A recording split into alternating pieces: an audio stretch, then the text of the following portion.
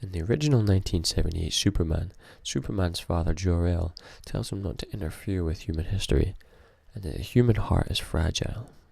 It is forbidden for you to interfere with human history. Although Superman displays powers of super strength and flight, he shows the weakness of human emotions.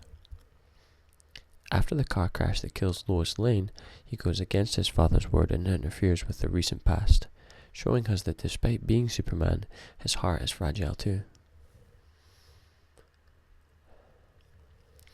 This shows us the human side of Superman as he struggles to cope with real emotions.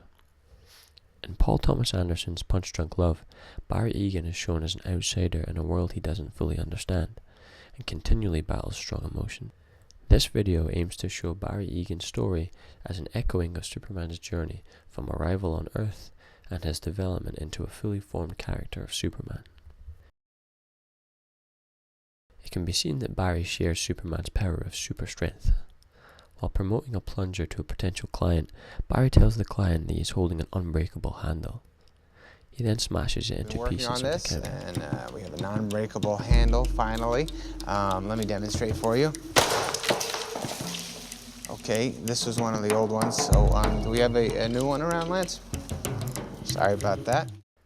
At his sister's birthday party, Barry gets angry and smashes 3 panes of glass with one hit each. This strength is shown again when Barry knocks the blonde brothers unconscious as they attack him. An interesting detail of this scene is that he is defending Lena and wants justice for what has just happened. He also mentions his favourite radio DJ, DJ Justice. I was listening to these morning DJs this morning, and they always have couples that call in and talk about their problems. And this DJ Justice, this morning DJ that I really like, and they were talking. This subtle detail mirrors what Superman stands for: truth and justice. I'm here to fight for truth and justice in the American way. As the story goes on, Barry also shares the power of flight with Superman. Through the Healthy Choice promotion, he is able to collect enough frequent flyer miles that he can fly anywhere on Earth for the rest of his life. I've never been on a plane before. When we see Barry fly, he catches a plane from California to Hawaii. Just as Superman travels with no possessions when he takes flight, Barry carries no luggage and brings no accessories. Another unique moment in the film is when Barry is being chased and tries to take off while moving past a red arrow. This jump is very specific and definitely resembles Superman flying. Barry's transformation into Superman is highlighted by the use of colours, imagery and symbolism throughout the story, and when looked at closer, seems to link to the 1978 original very well.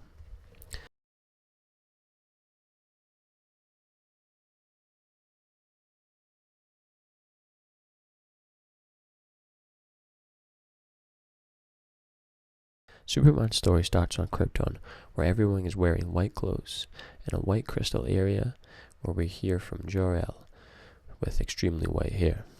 Barry's beginning shows another strong colour theme. Throughout the film, Barry is represented by blue. Blue suit, blue tie, blue background.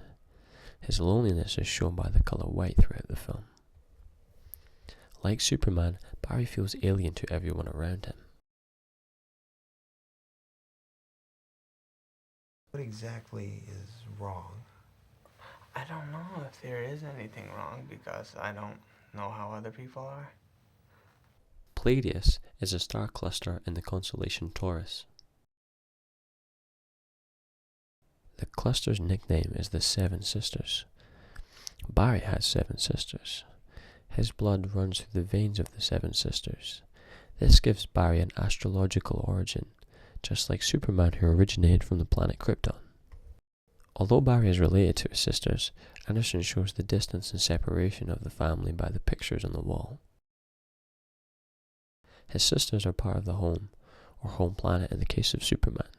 This makes Barry's sisters the equivalent of kryptonite. This connection can be shown by the color green, which is usually worn by the sisters, and can be seen in chunks of color and objects in their home.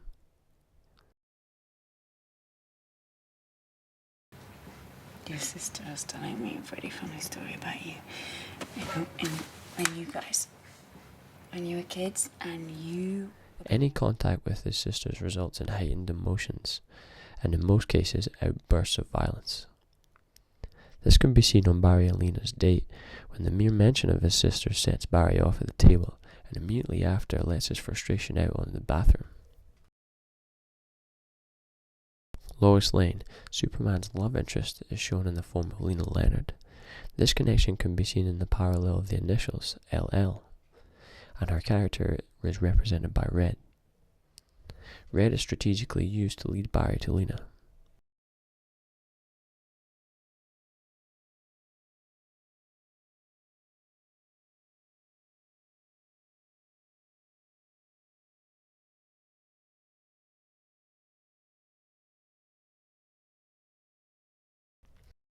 Even while shopping, Barry is followed by a shopper in red clothing. Perhaps this figure is Lena, or maybe the shopper represents Lena in Barry's subconscious.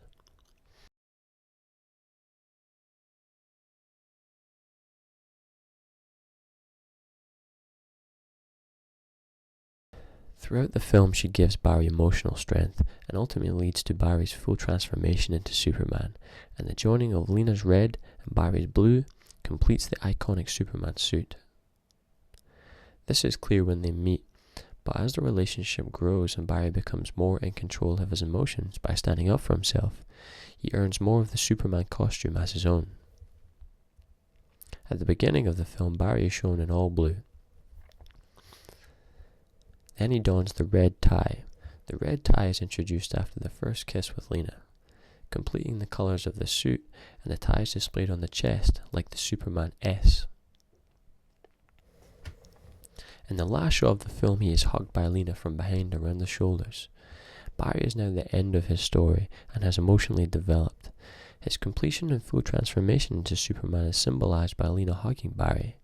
In the silhouette, she becomes part of Barry, and the red of Lena around Barry's shoulders could represent the Superman cape, making Barry's outfit now complete.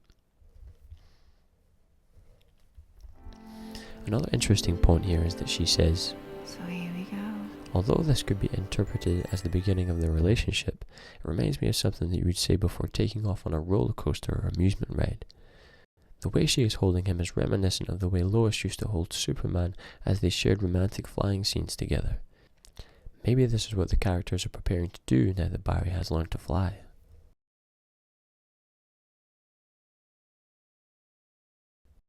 Like Superman's iconic enemy Lex Luthor, Barry has a nemesis to defeat.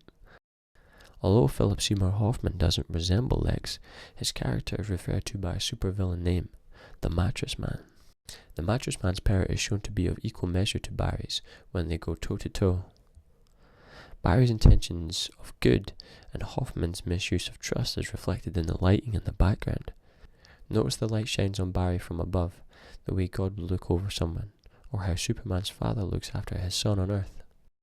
When the two finally meet, Hoffman is sitting in a chair getting his hair cut. When he stands up, he looks as if he is wearing a cape. Perhaps a comic book villain link, and the parallel of the cape worn by Superman. This final battle is ended when Barry describes a love in his life which gives him strength, and the Mattress Man backs down. I have a love in my life. It makes me stronger than anything you can imagine. Although surprising at first, Hoffman shows an understanding of the effect of love.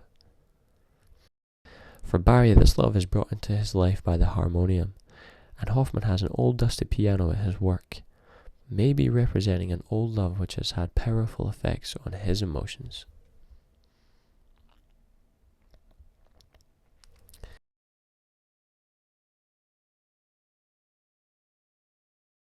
Two things happen at the beginning of Punch Drunk Love.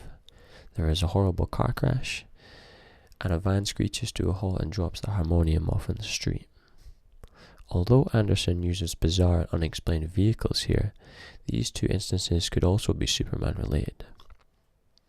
The car crash could represent the meteor that started Superman's journey on Earth, and the harmonium could be interpreted as either the Fortress of Solitude or perhaps the green crystal that travels with the meteor and is the catalyst for the fortress.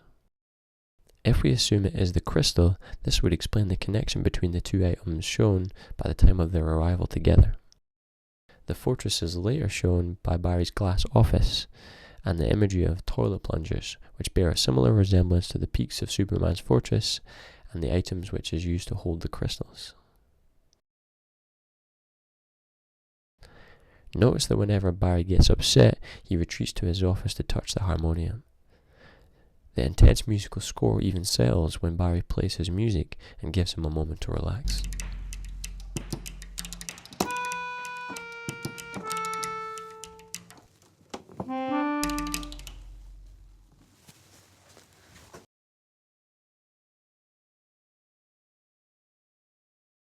Punch Drunk Love allows itself to be interpreted in many ways. There are enough parallels between the film and the original Superman to suggest that Paul Thomas Anderson was aware of the connection while making the film. Anderson leaves visual clues which can be easily overlooked. These carefully placed moments leave much to be discovered and enjoyed through multiple viewings, similar to the work of Stanley Kubrick. Several areas of the film pay homage to Kubrick, including the bathroom scene and the full-screen color-changing images similar to 2001: A Space Odyssey.